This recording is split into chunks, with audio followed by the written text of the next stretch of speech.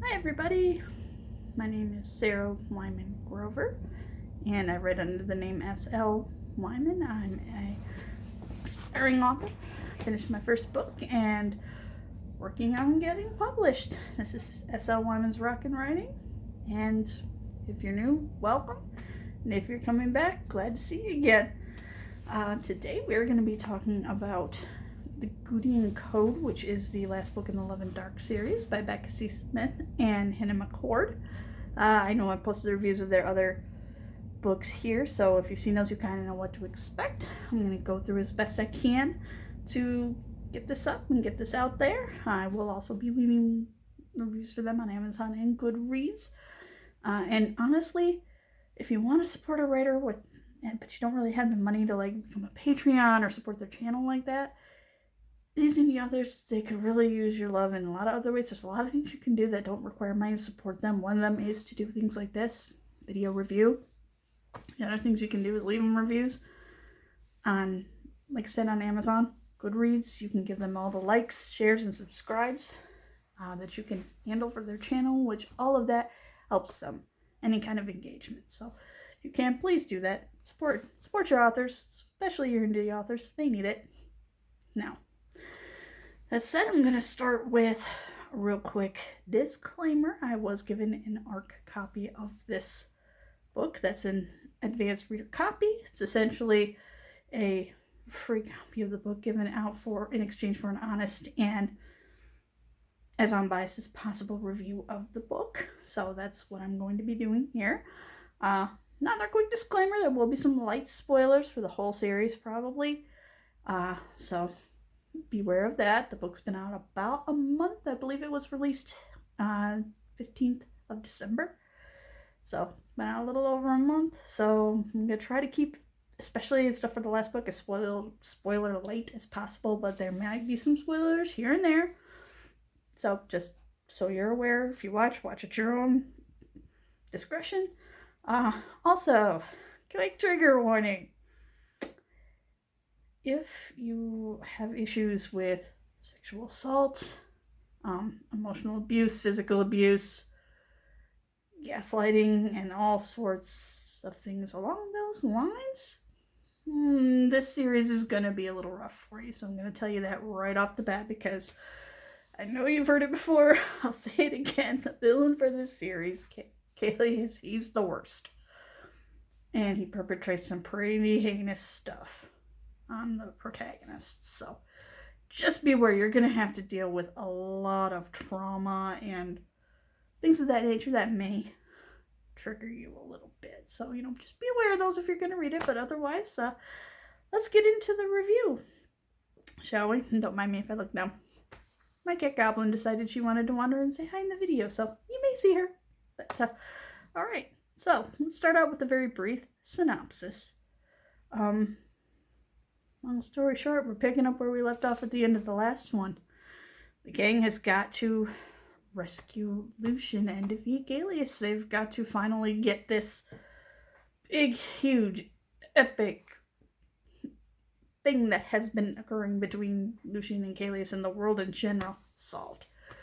Because Galeus has gone full thermonuclear and is causing a lot of devastation all over the world.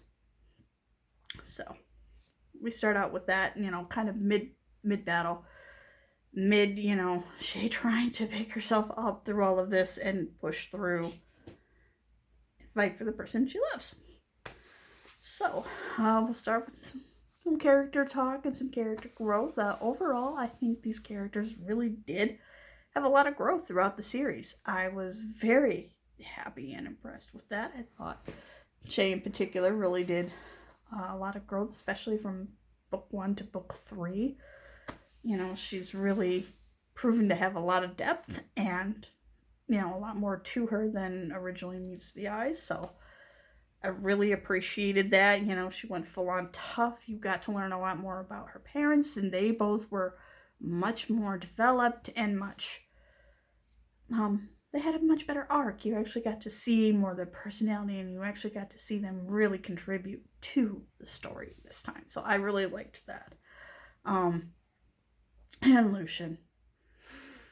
light spoiler, but oh, finally we get to see this guy take control of his own situation and decide that he's not going to be a victim anymore. He's not going to let his past drag him down anymore. He's not going to be basically a victim of circumstance. He's going to actually take control of the situation and do things his way. And he's actually going to fight in his own way, but he's going to fight. And it's lovely to see. Well, Kalius just kind of stays Kalius the worst. But we do get some progression from him to at least a little bit more of a glimpse into, okay, why is he the massive douchebag that he is? And, you get to see a little more vulnerability and a little bit more of the loneliness that's behind all of that. Now, in my mind, does that excuse the things that he's put everybody through by the end of the series? Nope. At least not for me. Not really, still not really 100% behind any kind of redemption arc for this guy, but what the arc they did give him, I think they wrote it well, and I think this book went at a really good pace, much like the last one.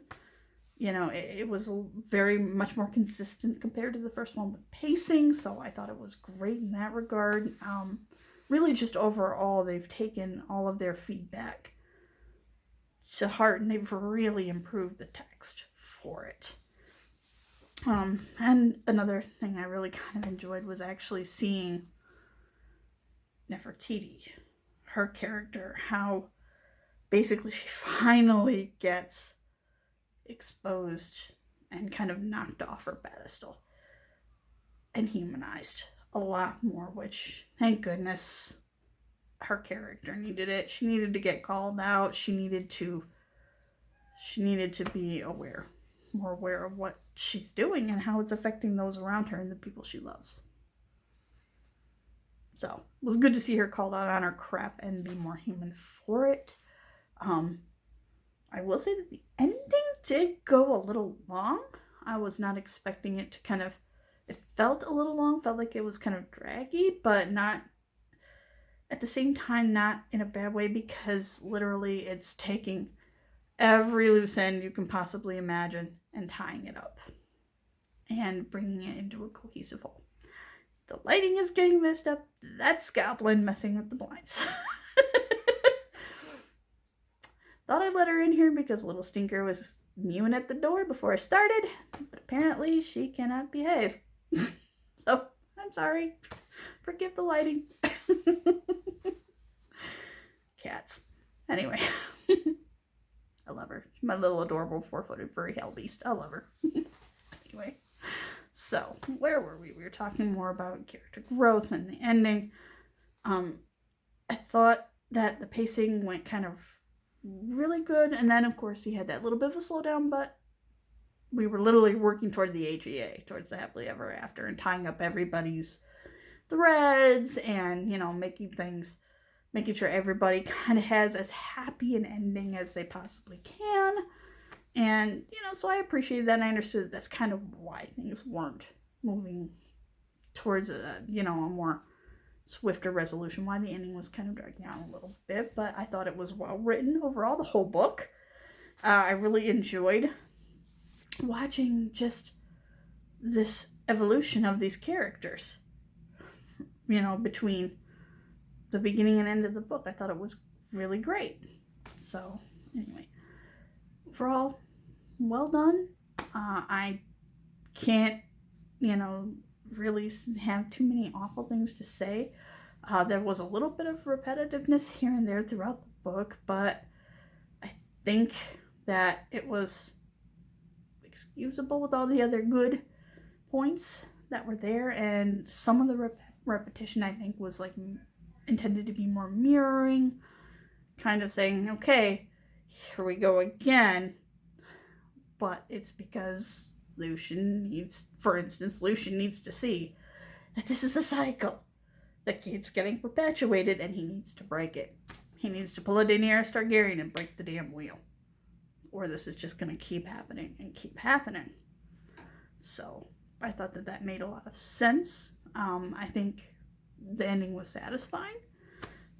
And I think that pretty much everything that could be resolved was, if the ending felt complete, the series as a whole felt complete. And I really liked that, we were worlds away from where we started. So that was a nice feeling, because when you read a book, even if it's cyclical and it comes kind of back to the beginning, you still want to kind of feel like that was another time, another world. The beginning, that's a totally different world from where we end up in the ending. And that's what we got. So I really appreciated that, and I really appreciate the opportunity of being able to read this, to review this book. Becca and Hina, you guys did an amazing job. I really appreciate all your patience and your efforts with this work and your patience with me in getting this out. So I'll make sure I get those reviews up for you guys on Amazon and Goodreads too. And, I'm both of you wish you nothing but the best of luck with everything you do forward. Because I think the more you guys release, the better it's going to get.